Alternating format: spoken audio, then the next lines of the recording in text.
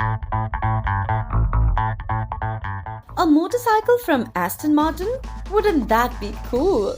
That's something soon going to happen with Aston Martin partnering with Brough Superior to launch their first bike.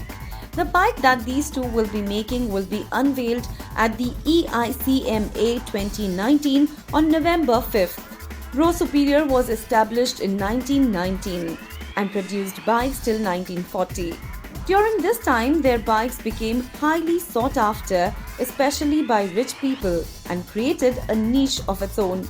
But production stopped since 1940, and the company was bought by a vintage bike collector named Mark Upham in 2008. In 2013, it launched the SS100, which showed that new lineup of Brough Superior bikes would stay true to their roots.